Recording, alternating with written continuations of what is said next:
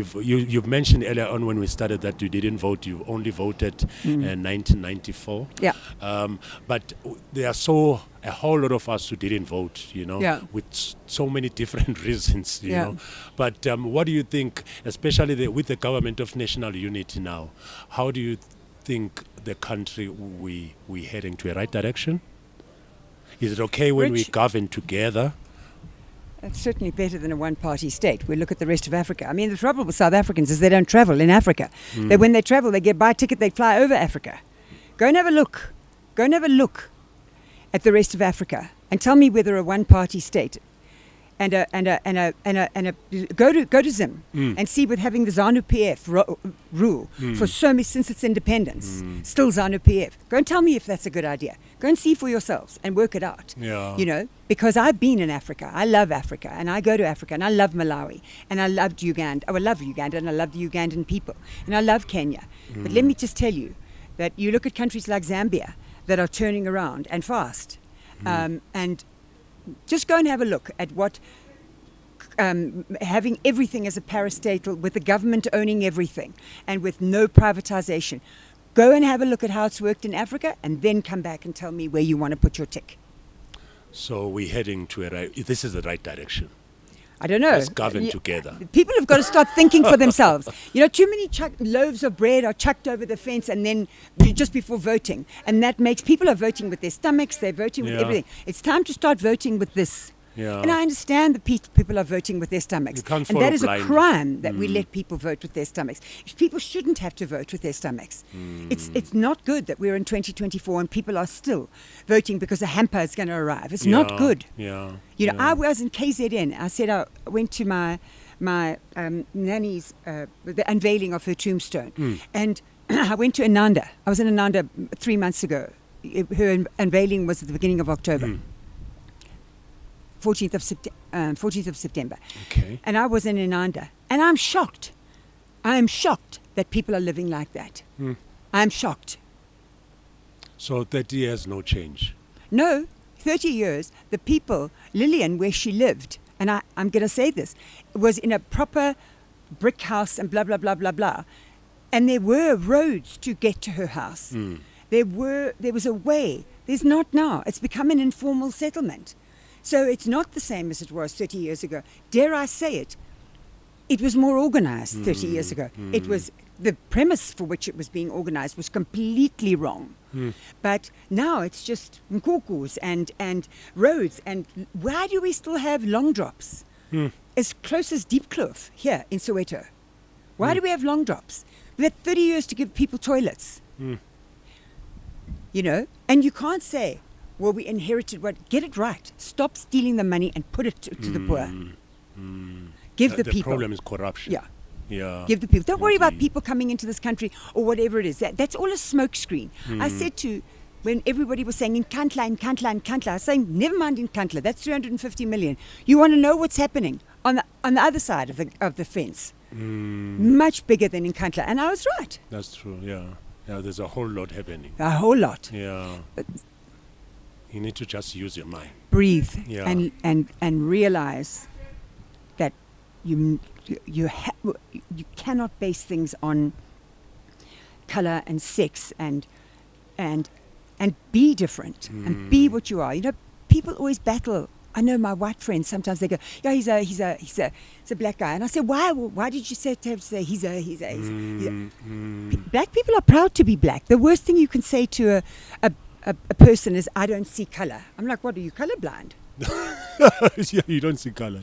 And that's meant to be a non-racist statement. Yeah. I don't see color. I'm saying this makes you the biggest racist.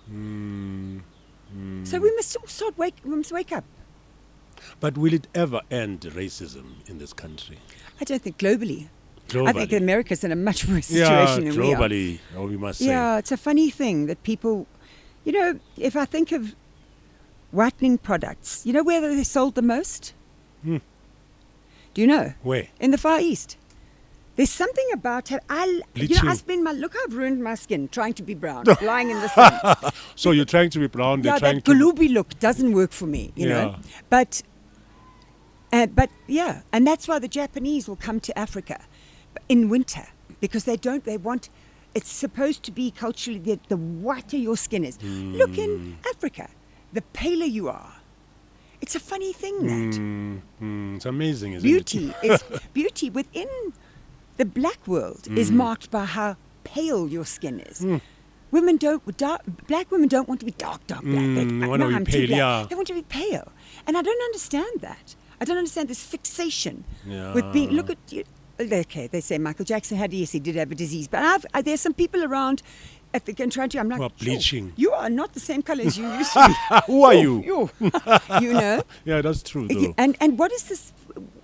It's paler. Everybody has to be paler. Where? So we must be careful when we talk about racism, that we're not implying it in our own societies. That's true. In our own picture of what beauty is. That's true. Yeah, with legal action that we do, you know. Yeah. We're still implying it. Yeah. And one more thing, PJ. I spoke with the likes of your Sipho Sticks Mabuse. Yes. I also spoke to, just a few weeks ago, Chico Silo. Yes. I mean, it's Chico you've had them in here. Twala. Yeah. Yes. There's something that I'm so much worried about, you know, that you find a musician has been releasing maybe from the 90s up until now, but you find that the career is over and that person is not making any living or reasonable. It's happened to me. I don't know, is it reasonable? How do we put it? Respectable way living. Of living. Yeah. You know? Okay, that has happened to me. Okay, I've had millions stolen from me. I haven't earned what I should earn. I haven't earned what I should. I mean, it has been stolen. But why is that? The royalties? I'll tell you what. Before we do that, I implore every single radio person to please make sure that. Well, in fact, this new Publishing Act. Yeah. I think the president has signed it, hasn't he? He has. Art and culture needs to get on to that. And make sure it's got to start on that side of we've got to look at not allowing these laws to be passed like this. What does Cyril Ramaphosa, and I'm not anti-Cyril Ramaphosa, what does he know about the Publishing Act? What do people that are actually running arts and culture, what does Zizi Kotwa know about the Publishing Act? Who was before him, the nice, tall, good-looking man? Melusi Kigaba. No, in between, yeah. But what do these guys, you know, we are the head of transport, then suddenly we're the head of this, and then we're a minister of that. I want to know, we need to guard our culture. It is the only thing that we will be left with if everything goes down. Our culture is what we will be left with. And somebody needs to guard that vehemently. And I must say, I've loved every word that's come out of Minister Gayton Mackenzie's mouth.